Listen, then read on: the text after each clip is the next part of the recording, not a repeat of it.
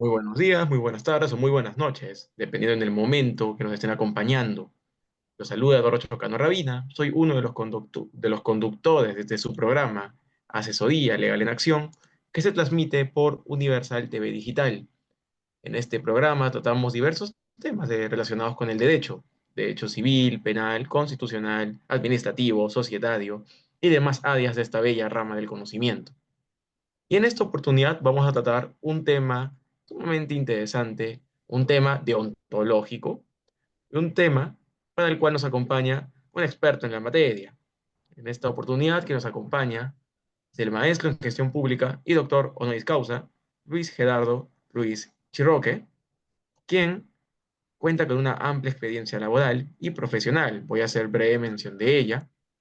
Actualmente pertenece al Ilustre Colegio de Abogados de Lambayeque, ICAL, que se encuentra habilitado en el mismo. Cuenta con el doctorado honoris causa con el Instituto Socrático Americano de México.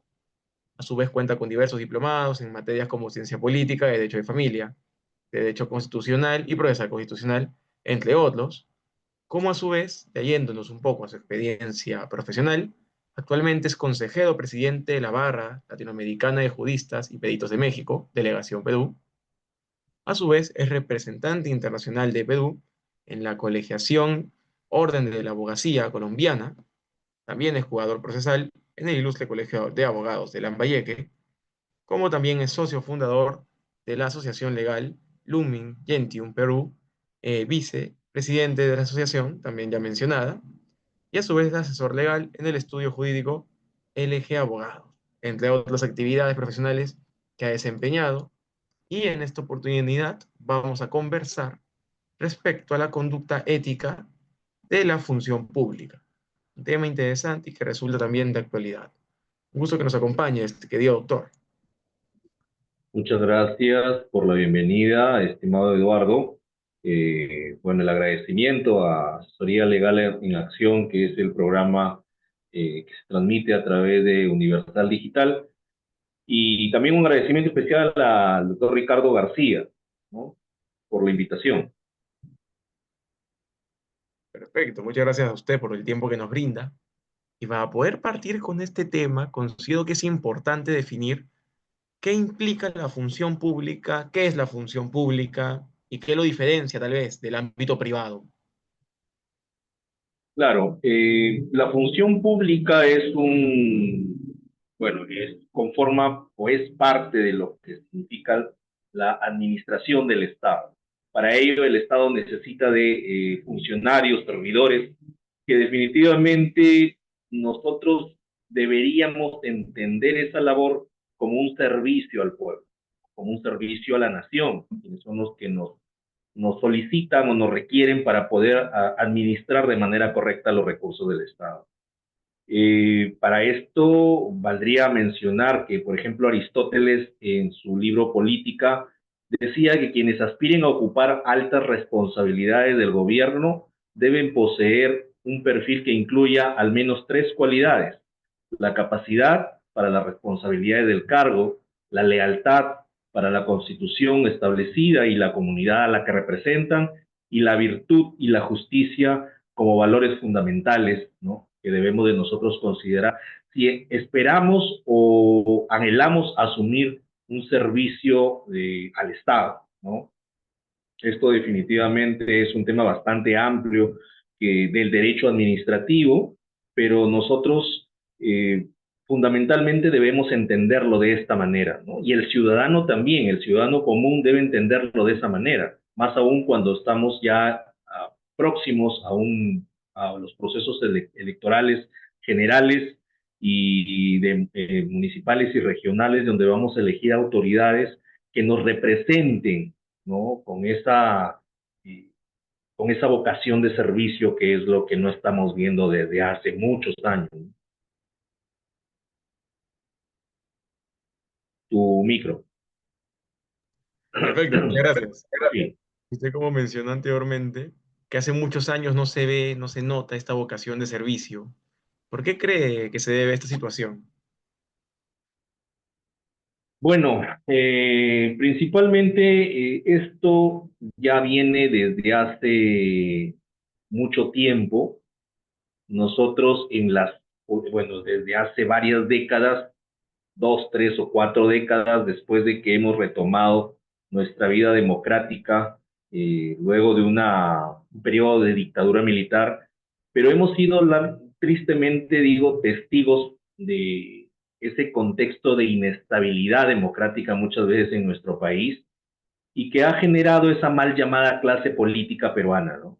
Donde el ser servidor del Estado, el ser funcionario público, el ser autoridad, ¿no? Entonces, involucra para muchos, ¿no? No digo para todos, quizás muchos entran con el ánimo de servir, pero lamentablemente el contexto o el entorno que los rodea es mucho más fuerte, ¿no? Y terminan dejándose arrastrar por este fenómeno o este cáncer que se llama corrupción. Y lamentablemente, pues, no terminan muchas veces por cumplir la labor o la función para la cual deberían ser encomendados. Y es por eso que estamos en la situación que nos encontramos ahora en este año 2025. Por supuesto, muy buena aclaración.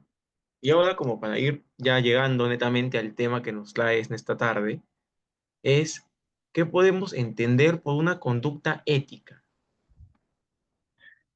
Claro, si nosotros históricamente nos ubicamos un poco antes de los españoles, en la época del Imperio Incaico, existían tres valores, tres elementos básicos de la vida o de la conducta de los incas en el Imperio Incaico, ¿no? Y que se traducían en Amazúa, no seas ladrón; Amayuya, no seas mentiroso; y Amaqueya, no seas ocioso.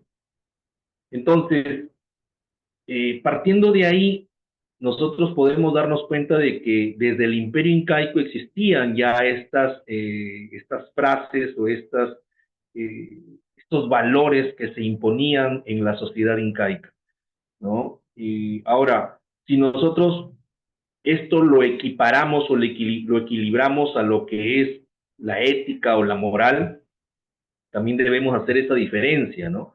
La ética viene del griego ethos, ¿no? Es carácter, ¿no? Es el modo de ser o lo que es propio de uno mismo, y la moral, ¿no? Viene del latín, que es la costumbre o la manera de vivir. Entonces, hablar de lo que es una conducta ética es, digamos, establecer, ¿no? Esos juicios de valor y saber qué es lo bueno y qué es lo malo, qué es lo incorrecto, qué es lo correcto, ¿no? Qué es lo permitido o qué es lo prohibido. Mientras la moral, por otro lado, es ese conjunto de valores, de reglas y de normas que regulan esta conducta que nosotros debemos demostrar básicamente como ciudadanos, como personas, pero digamos, cuando ocupamos un servicio o una función pública, esto debe ser mayormente rígido, mayormente pegado a la letra para que puedas tú desempeñar una función adecuada, ¿no? Como profesional, como técnico o lo que te toque hacer. Perfecto, y es algo importante lo que ha mencionado, porque viene de un tema histórico. Este concepto ético viene, bueno, claro, de verlo desde la Europa clásica, Uh -huh. y sin irnos tan lejos territorialmente, como usted muy bien mencionó, del propio territorio peruano, inclusive antes del Estado, antes del virreinato, antes de todo ello, ya se hablaban de estos preceptos básicos éticos de respetar el trabajo del otro, respetar el trabajo conjunto, respetar el trabajo propio. Y ya esto se manifiesta hoy en día de múltiples maneras. Por ejemplo, sabemos que hay un código de ética de los abogados, por dar un ejemplo que no sea relacionado netamente a la función pública, pero en el caso de los trabajadores del Estado, de quienes sirven a la nación, ¿cómo se regula su trabajo desde un sentido ético? ¿Hay normativas al respecto? Claro, existe una ética de la función pública, ¿no? Y ahora, la ética pública es de lo que hemos venido hablando, ¿no? Hace un momento. Es ese comportamiento, esa conducta que nosotros debemos con la que deberíamos de conducirnos. Definitivamente algo es cierto, ¿no? O sea, no somos perfectos, no somos santos, ¿no? O sea, eso queda para la iglesia y para Dios, ¿no? Dios es el único perfecto. Nosotros lo que podemos decir es que somos seres humanos y que tratamos de conducirnos de la mejor forma, de la mejor manera.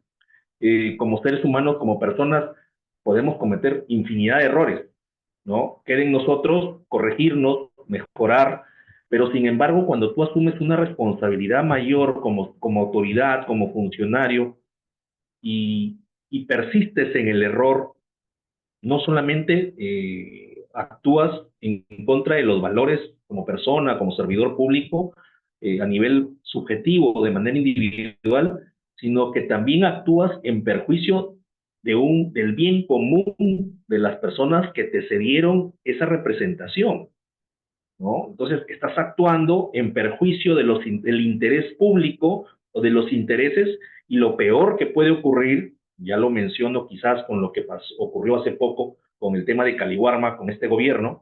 Entonces, estás actuando en perjuicio de los intereses de los más vulnerables, y en este caso es de los niños, ¿no? De quienes reciben este programa o esta ayuda social.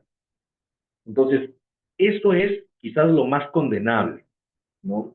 Tú te puedes equivocar como persona, como ser humano, incluso las personas que han cumplido o están cumpliendo una condena en un establecimiento penitenciario, están tratando de pagar y de resarcirse con la sociedad, y cuando salen tienes que resocializarte, ese es tu deber, ¿no? Vuelves a incurrir en lo mismo, sigues perjudicando, sigues atentando contra los intereses de la sociedad. Pero lo peor, como digo, que creo desde mi punto de vista, creo de que lo peor que puede ocurrir es de que a las personas que les damos esta confianza, sea el presidente de la República, sean los congresistas, sean los gobernadores regionales, sean los alcaldes provinciales, distritales, consejeros, regidores, funcionarios, ¿no? O los funcionarios y los servidores de cada una de las entidades públicas del Estado, quienes actúan en perjuicio del interés público, eh, creo yo de que ya excedieron todo límite, ¿no? Entonces, de lo humano, de lo permisible. Entonces, la ética pública finalmente termina siendo todo ese conjunto de valores morales que le permite al servidor público, no a la persona, sino al servidor público, adoptar decisiones y tener un comportamiento correcto, todo esto dirigido o orientado al bien común, ¿no? A satisfacer las necesidades de las personas que lo necesitan. No es posible, por ejemplo, de que en pleno siglo XXI, en muchos lugares del Perú no exista agua potable. Gente que tenga que esperar que llegue cada 2, 3 días la cisterna de la municipalidad, o alguien que les provea de agua, o por último, ellos mismos tengan que abastecerse de agua y pagar por trasladar agua hasta su domicilio. Y lo peor de esto es de que ni siquiera es agua de calidad. Claro, y enfatizando un poco, por ejemplo, el último caso que ha mencionado, el tema del agua. Debemos recordar, bueno, para la gente que se dedica un poco al rubro de derechos humanos, constitucional, y para quienes no lo conozcan, aprovechar para informarles, el derecho al agua ya es un derecho constitucional, que fue reconocido primero en la jurisprudencia del Tribunal Constitucional y que ahora ya se encuentra en la propia norma suprema. Entonces, esto asevera más este deber estatal de cumplir con otorgar este servicio a su población, o de por lo menos asegurar las vías. Y como usted bien menciona, no hay situaciones que ellos mismos tienen que buscar cisternas, camiones, medios alternativos para conseguir un bien que sin él, honestamente, no nos quedamos sin vida, falleceríamos tristemente. Y esta situación, estos actos, este mal ejercicio de la función pública, de no tomarse en serio la profesión y el poder que se les ha otorgado, por así decirlo, ¿cómo se puede sancionar? ¿Cómo se puede intervenir? Uno como ciudadano, uno como abogado. ¿Cómo pueden intervenir para buscar enfrentar esta situación? Bueno, eh, desde que tú eres funcionario o servidor público y no das un servicio adecuado a la comunidad, digamos, cuando no cumples con los plazos en las vías administrativas, por ejemplo, ¿no? Haces una solicitud, una petición a una municipalidad, a una entidad pública, y tú esperas una respuesta dentro de los plazos que establece la ley, ¿no? Entonces, digamos, apareció el silencio administrativo como esa llave, como esa solución, a sabiendas quizás, o con la idea de salvaguardar los derechos del administrado, porque existen instituciones, entidades públicas aquí en el país, de que exceden los plazos de manera, pues, increíble. Entonces, desde ahí, estás incumpliendo con un deber propio del servicio. Eh, ¿Cómo puedes sancionar este tipo de conductas? Presentando las quejas respectivas en la entidad correspondiente, ¿no? Si encuentras un caso de, ya digamos, de extremo de corrupción en el sistema de justicia o en el sistema de administración de justicia, puedes recurrir para que se inicie una investigación a través de los órganos de control, ¿no? Ministerio Público, su órgano de control, el Poder Judicial, el órgano también de control respectivo, en la policía, la oficina de inspectoría de la Policía Nacional. En un caso, por ejemplo, te comento, en el año 2022, en una denuncia de violencia de género, la víctima demoró, ¿no? Antes de tomar el servicio legal, demoró casi 17 días para que la denuncia que había presentado sea ingresada al sistema de denuncias policiales del CIPOL. Y después de 17 días todavía tenía que esperar que eso sea tramitado al Poder Judicial para las medidas de protección, cuando en realidad el plazo debió ser máximo de 48 horas para que pueda tramitarse y ella pueda obtener su medida de protección. Me he encontrado particularmente en el servicio, en el ejercicio de la profesión, con efectivos policiales que no cumplen con su labor, ¿no? O que desde que te ven entrar te dicen que si quieres arreglar el tema de tu patrocinado, hay formas, ¿no? Que le colabores, cosas así, ¿no? Y eso pasa en todas las comisarías, lamentablemente, ¿no? Entonces, a ese nivel hemos llegado. Entonces, tienes que recurrir a los órganos de control. Ahora, el otro problema que vas a encontrar, ¿no?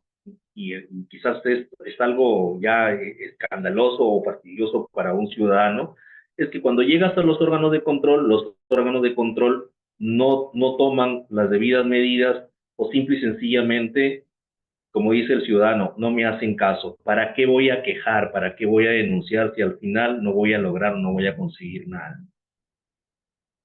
Es lamentable porque finalmente terminas dando vueltas no en un círculo vicioso, sino en un espiral o entras en un espiral donde esto va creciendo y pareciera que no tiene fin, ¿no?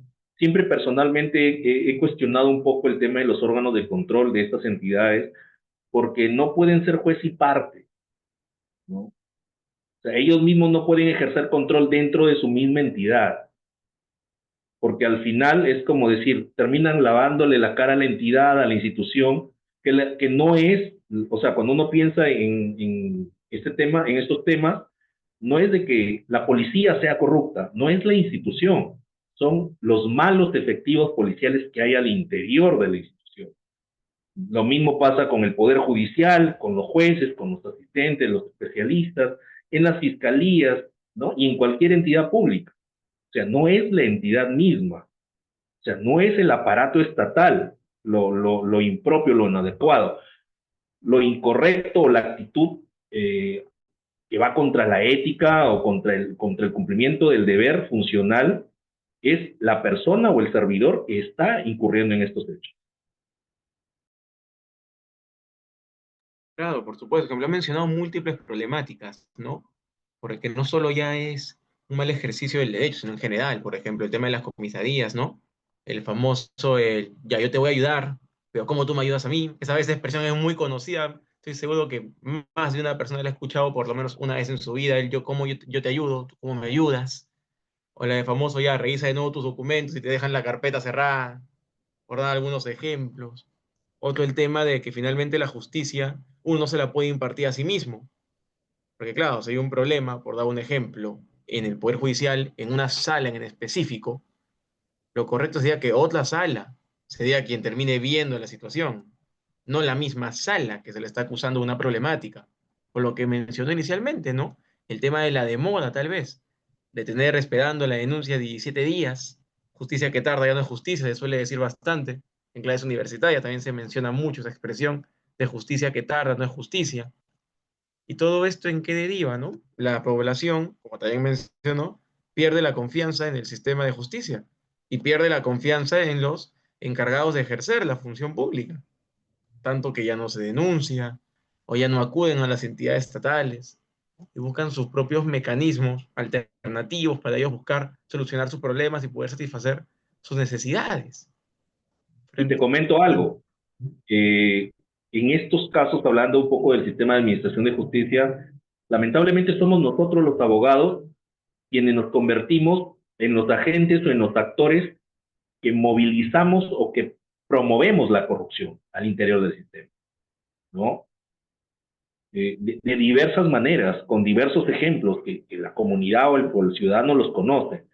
Entonces, y si terminas actuando o tratando de actuar de una manera correcta o ética, eso va a influir mucho en tu imagen como abogado, porque si tú llegas a un juzgado, el juez o el especialista o el que te va a atender en el despacho judicial ya sabe y te tienen como que, ah, no, es problemático, te va a quejar, ¿no? O sea, y si te hacen, como quien dice, como si tú fueras a pedirle un favor, ¿no? Entonces, siendo su trabajo, siendo su labor, te terminan atendiendo de mala gana.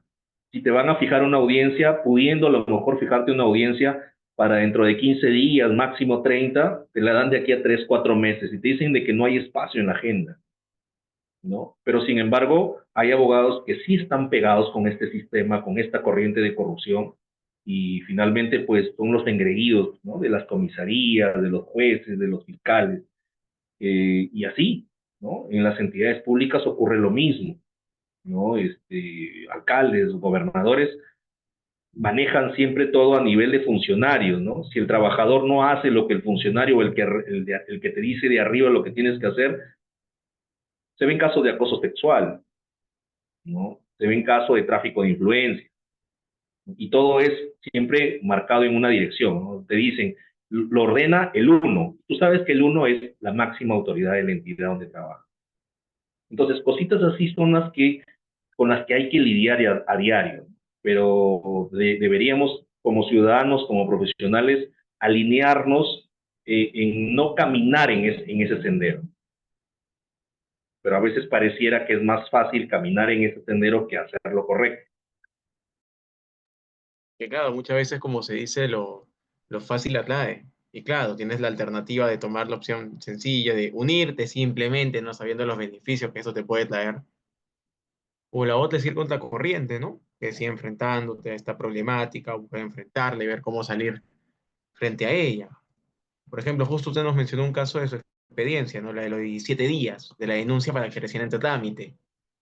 ¿Pero usted en su experiencia profesional hacía algún caso que lo haya marcado totalmente o que lo tenga así presente respecto a esa temática, ¿no? De una mala atención por parte de la función pública que nos pudiera comentar? Claro, pertenezco a una organización de abogados, Lumen Gentium, y aunque muchos no lo crean, ¿no? Estos temas no son lucrativos, como quien dice, para un abogado. Usualmente lo que nosotros hacemos es atender casos como estos de manera gratuita. Lógico, nos demanda tiempo, nos demanda esfuerzo, no nos genera ningún tipo de ingreso, pero lamentablemente cuando uno termina la universidad y se titula como profesional, especialmente como abogado, lo que tú aprendes en la universidad, lo he dicho muchas veces, creo que es el 20 o el 30% de lo que realmente vas a encontrar cuando ejerzas realmente la profesión, ¿no? Porque hay cosas que no te las enseñan en la universidad, como estas. La parte procesal, los conceptos, las definiciones, esas las puedes aprender en la universidad y las aplicas dentro de tu ejercicio profesional, pero situaciones como estas y lamentablemente situaciones críticas y graves como las que vive el país actualmente, y lo asumo de manera o a título personal, como viene sucediendo en los últimos años, desde el 2016, 15-16, ¿no? Todos esos enfrentamientos de lo que a nosotros nos enseñan, por ejemplo, en lo que es el equilibrio de poderes, el ejecutivo, el legislativo y el judicial. Eso lo sabemos por teoría y todo abogado te lo sabe. Pero tú lo ves en la realidad de tu país y te das cuenta de que el ejecutivo y el legislativo llevan un enfrentamiento constante desde el 2015, ya van 10 años casi aproximadamente, donde han habido presidentes que han renunciado, los han vacado, seguimos en esa situación y en el último tramo hemos encontrado de que ahora se han hecho esos pactos o esas alianzas. Entonces, todo eso te da una idea de cómo funciona realmente el sistema, cómo no debería funcionar. Entonces, personas que necesitan acceder al servicio de justicia cuando nos ha ocurrido, nos han marcado, por ejemplo, casos básicamente de violencia de género, ¿no?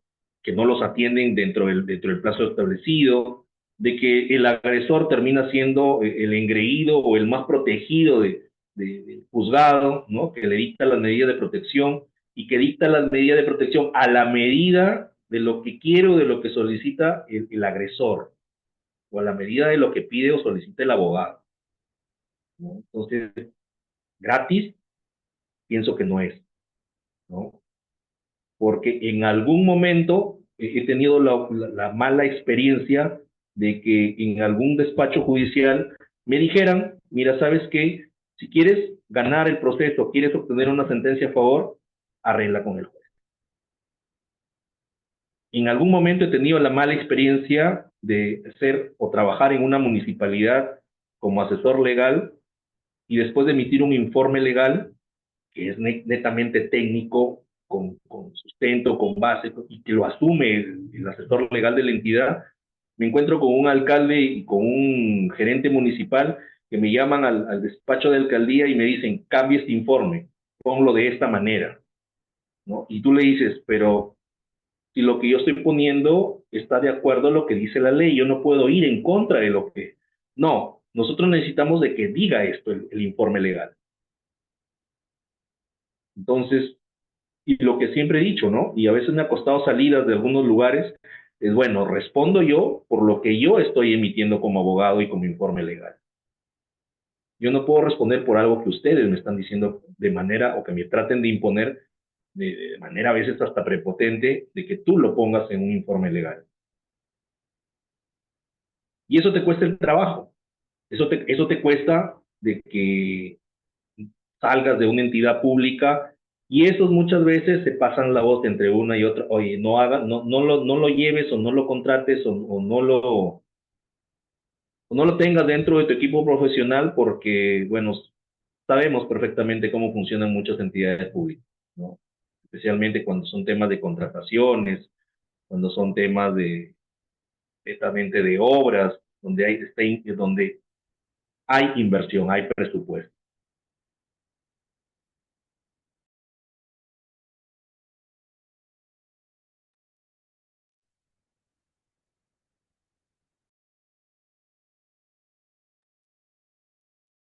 Hola, ¿qué tal? Buenas tardes. Les saluda Ricardo García. Parece que Eduardo el internet o la señal ha sido perjudicial para él en estos momentos, pero seguramente que se va a recuperar. Bueno, Gerardo, sinceramente es un tema bastante interesante, la conducta ética de la función pública. Bueno, ya estamos nuevamente con Eduardo. Adelante, Eduardo. Estaba justamente Sí, perfecto. No, no se preocupe. Es adelante, adelante. Sube un una poquito pequeña su volumen. interrupción. Esta fue una pequeña interrupción, pero sí estoy bastante al tanto. Me estaba comentando, recuerdo una experiencia que tuvo en alguna municipalidad cuando estaba como asesor legal y que por no ir conforme a los intereses que le estaban pidiendo en el informe, bueno, se le tuvo que retirar o tuvo inconvenientes. Pues es una pena porque hay que tener en claro que, bueno, en las entidades estatales hay múltiples cargos, entre ellos existen los especialistas legales, o especialistas en general, porque hay múltiples especialistas, no solo en el tema legal, y que como bien mencionó el doctor Gerardo, son temas sumamente técnicos, son comentarios en base a normativas muy específicas, que simplemente son respuestas, por así decirlo, en base a ley. No hay un juicio crítico subjetivo más allá de lo que uno pueda pensar, pero que no necesariamente tiene que transmitirse en el informe. El informe es lo que dice la ley y así de concreto. La ley dice estos supuestos, acá está aconteciendo estos supuestos, por lo tanto, el informe debe concluir de una forma en específico. Y lo cual es una pena, porque también he escuchado en muchos casos de entidades o municipalidades, o hasta de empresas ya privadas, como haciendo un amplio tema, que se suelen volver pequeños feudos, por así decirlo, en el cual si uno busca salirse de esos intereses, se le termina retirando. Y frente a esas situaciones, no de despido o de retiro, ¿usted cómo las ha afrontado en su vida profesional? ¿Cómo las ha enfrentado? Bueno, simple, ¿no? En este caso último que te comenté fue antes de la pandemia. Simple, era un contrato CAS, terminé el contrato, pero lamentablemente en el último año, perdón, en el último mes de servicio, eh, lo que ocurrió es de que ya no me invitaban a las sesiones de consejo donde participaba antes, no me enviaban documentos como lo hacían antes para emitir informes legales, contrataron un asesor legal externo para poder trabajar, digamos así, los asuntos legales, pienso yo, a su manera. Y bueno, pues en este caso, simple. Y cuando no funciona, no funciona, pues, ¿no? Entonces, no te vas a perjudicar, pienso, y siempre he creído esto, personalmente, porque luego de que salgas, o esta autoridad, o estas autoridades o funcionarios salgan, a veces resultan denuncias, investigaciones, y definitivamente te van a estar notificando, te van a estar citando para que declare sobre tal o cual, y usted, señor, presentó este informe, es su firma, usted lo hizo, lo admitió como tal, tienes que decir, ¿no? ¿Por qué sí y por qué no? Entonces, creo que eso es algo que nos falta un poco a muchos profesionales. Eh, dentro de mis capacidades, dentro de mi conocimiento, dentro de mi experiencia, trato de hacer siempre lo más correcto, trato, ¿no? Eh, y evitamos al menos toda situación que pueda vincularse a este tipo de hechos. Más aún, y a raíz de esto es de que formamos esta asociación Lumen Gentium en Perú, y bueno, nos hemos dedicado pues a hacer un poco de generar conciencia, crear espacios, y aparte de eso, ya desde el año pasado, haciendo un poco de lo que es eh, capacitaciones, ¿no? Entrar en el tema de formación profesional, ¿no? Y de mejoramiento de capacidades del profesional de Latinoamérica. Y eso nos ha ayudado y nos ha dado otra mirada, pues, ¿no? Entonces ahora la idea es entrar un poco más en estos espacios porque lamentablemente es así, o te dejas arrastrar por esta corriente de corrupción o simple y sencillamente pues te sales, te apartas y buscas otros espacios. Eso es cierto, al final uno busca dónde se acopla, dónde puede hacer el bien según lo que cada uno piense y donde uno se desarrolle de la mejor forma posible. Por otro lado, me han enviado dos preguntas del público, las cuales voy a proceder a hacer primero una por una. La primera es la siguiente: ¿cómo podemos diseñar sistemas de rendición de cuentas que sean realmente efectivos para prevenir y sancionar la mala conducta ética, al tiempo que protegemos a los denunciantes y promovemos una cultura de integridad en el gobierno? Te comento algo antes de esto. Para hablar un poco sobre el tema de rendición de cuentas y sobre lo que es las estrategias para poder lograr, ¿no? Disuadir o reducir este tipo de casos, considero de que la participación ciudadana es importante, ¿no? Existe una norma específica sobre la ley de participación ciudadana, pero no todos los ciudadanos la entienden en el sentido que fue dado a la norma, ¿no? La norma fue dada con la intención de, bueno, nuestra Constitución es clara cuando nos dice, nos expresa de que la persona es el fin supremo del Estado y de la sociedad civil, ¿no? Entonces, no solamente nosotros podemos, digamos, darle toda la responsabilidad a lo que viene ocurriendo al Estado. Como te dije hace un momento, el Estado, las instituciones públicas, la forma como estamos organizados nosotros, cómo está nuestro ordenamiento jurídico, de verdad que es, para mí es impecable si funcionara con las personas adecuadas o idóneas, ¿no? O sea, el sistema no es un sistema que nos pueda causar un perjuicio, un daño, o que tenga otro tipo de fines o intereses. No. El asunto aquí son personas, ¿no? Entonces, la responsabilidad, como te decía, no es solamente la responsabilidad exclusiva del Estado, sino que también la responsabilidad es una responsabilidad compartida, Estado y sociedad. ¿Qué hace el Estado? El Estado te promueve las normas, como te decía hace un momento, lo que es participación ciudadana, el Estado, a través del gobierno, de las autoridades, elaboran y diseñan toda la parte estratégica, políticas públicas, ¿no? Y eso hace de que se puedan orientar todas estas acciones, ¿no? Desde la época del señor Toledo, que apareció un SAR anticorrupción, hasta la actualidad, han existido diversas formas, diversos mecanismos que se han hecho a través, o se han formulado a través de documentos, políticas públicas, ¿no? De lucha contra la corrupción.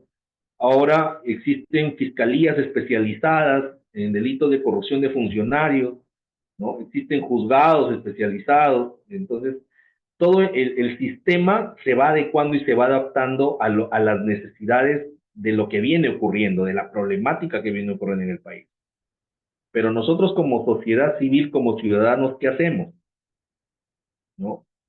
Básico, los consejos de vigilancia que existían hasta hace un tiempo, ¿no? Los consejos de vigilancia, cada cierto tiempo se da el presupuesto participativo, se da los consejos de vigilancia, se eligen anualmente.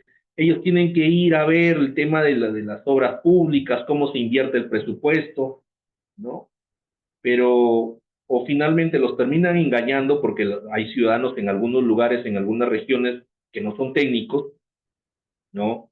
Entonces ven quizás una obra bonita, fierro y cemento, pero a lo mejor la parte técnica o el expediente técnico mal hecho, ¿no? Está sobrevalorada la obra, ¿no? Y muchas personas no entienden de eso.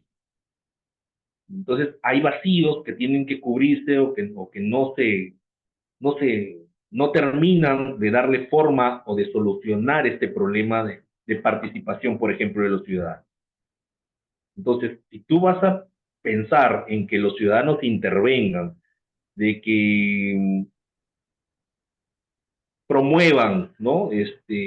Nuevas conductas o mejores conductas en la función pública, nos vamos a terminar dando cuenta de que no es del todo correcto, ¿no? Porque muchas veces, como te digo, las personas o los ciudadanos no tienen la formación, la capacidad como para poder entender, discernir ciertos temas, ¿no?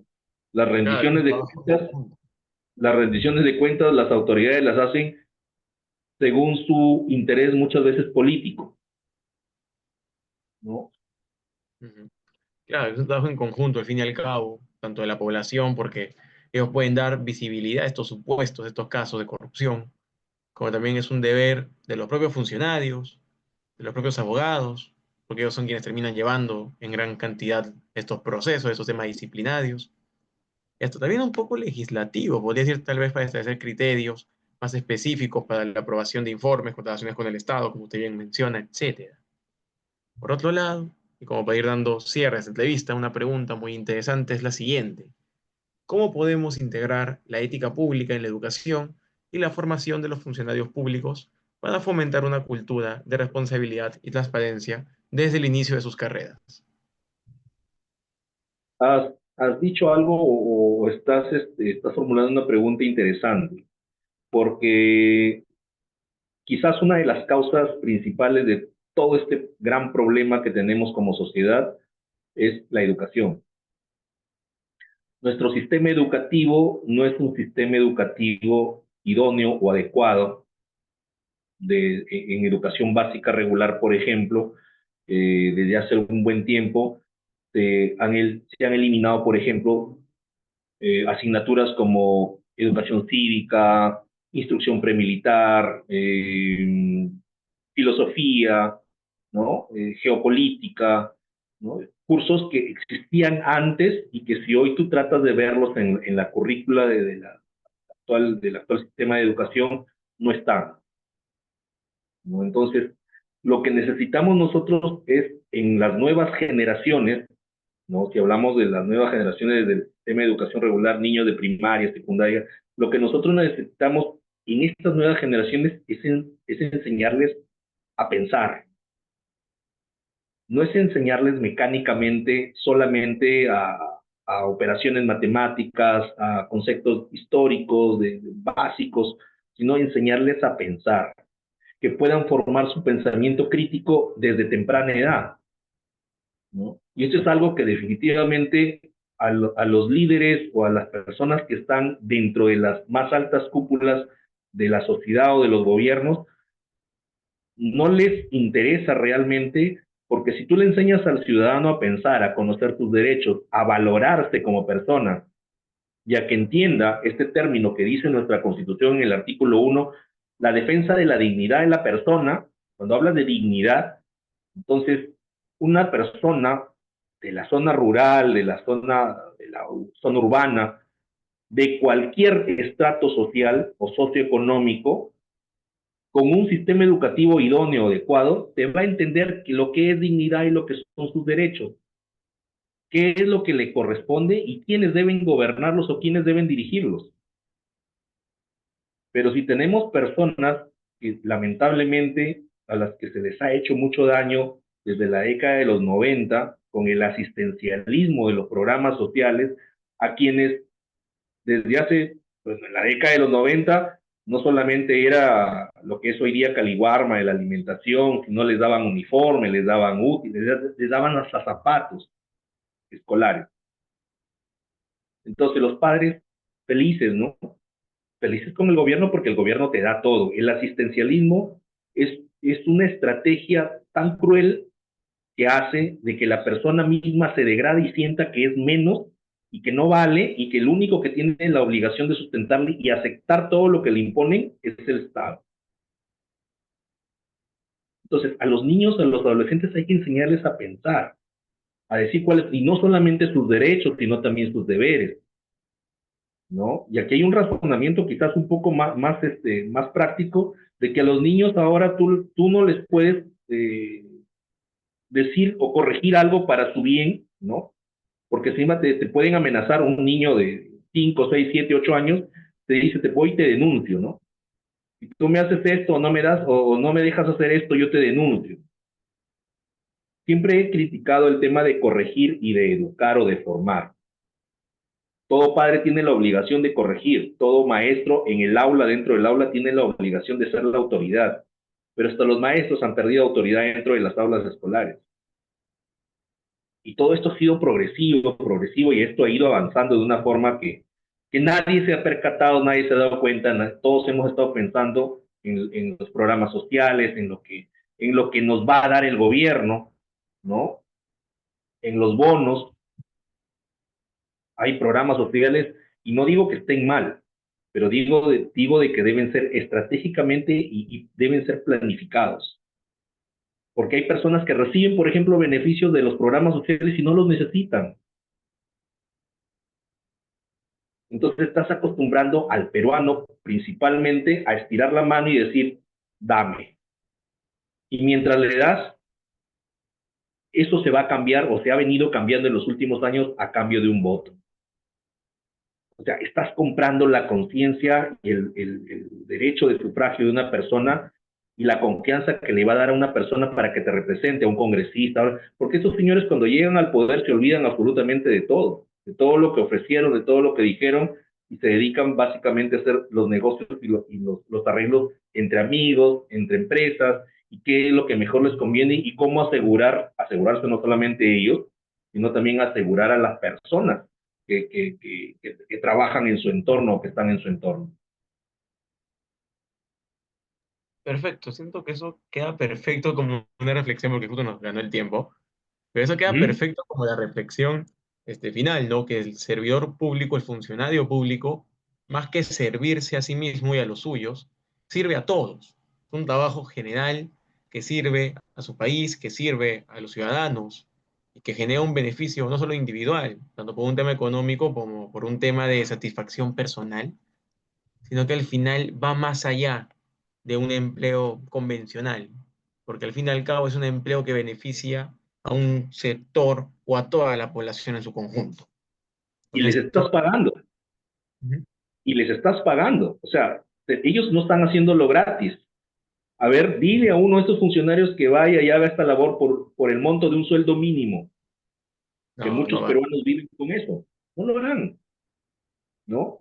Pero están pensando en construir, invertir no sé cuántos millones para construir los señores del Congreso construir un local, ¿no? Para su esparcimiento y estar ellos mejor, digamos, se sientan mejor, ¿no? Con su labor de congresistas. O los bonos o los pagos que se dan especialmente a veces de fines de año, Navidad, mientras las personas que trabajan de a pie, muchos que se ganan el día, no llegan a veces ni a cubrir el sueldo mínimo que es de 1.025 soles. Perfecto, doctor. Y ahora aprovechando ya como los minutos finales, que usted pueda promocionarse un poco, pueda comentarnos sus redes, algún número profesional de contacto, quedamos totalmente atentos. Claro, como les decía, pertenezco a una asociación de abogados, una asociación civil sin fines de lucro, que es Lumen Gentium. Nos encuentran como Lumen Gentium en Facebook. Eh, También soy parte de la barra latinoamericana de juristas y peritos de México. Tengo el honor de representar a la barra latinoamericana de México aquí en Perú. Soy el consejero presidente. Trabajamos algunos temas básicamente de capacitación de abogados profesionales ligados a las ciencias jurídicas. Y bueno, pues en todo caso, se puede ubicar cualquier contacto, cualquier apoyo, situación legal que requieran o que podamos brindar la ayuda al 978-198-236, ¿no? Y en Facebook, como les digo, es a través de Lumen Gentium y esperamos pues que nos acompañen, nos sigan y podamos promover siempre esta cultura de más que una cultura de paz, también una cultura de denuncia, aprender a denunciar. Cuando estén vulnerando, atentando contra tus derechos, denuncia. Eso es lo que tienes que hacer. Me parece una muy buena reflexión final, aprender a denunciar, algo muy importante, porque al fin y al cabo, si no se denuncian estos tipos de actos, nunca se llegan a saber qué pasaron y simplemente pasan desapercibidos. Y bueno, estimado doctor, con ello concluimos, agradecemos mucho su presencia, sus enseñanzas. Es un tema que pocas personas pueden tratar en realidad, porque es un tema de bastante complejidad en su estudio, usted lo ha hecho de una manera extraordinaria. Y bueno, a todos los televidentes, a todos los que nos han acompañado en esta edición, este es su programa, Asesoría Legal en Acción, de lunes a viernes a las 7 de la noche, transmitido por Universal TV Digital. Yo soy Eduardo Chocano Rabina y ha sido un gusto acompañarlos en esta edición, junto con el Magíster y doctor Jonis Causa, Gerardo Ruiz Chiroque. Un gusto con todos. Muchas gracias, Eduardo. Muchas gracias a todos.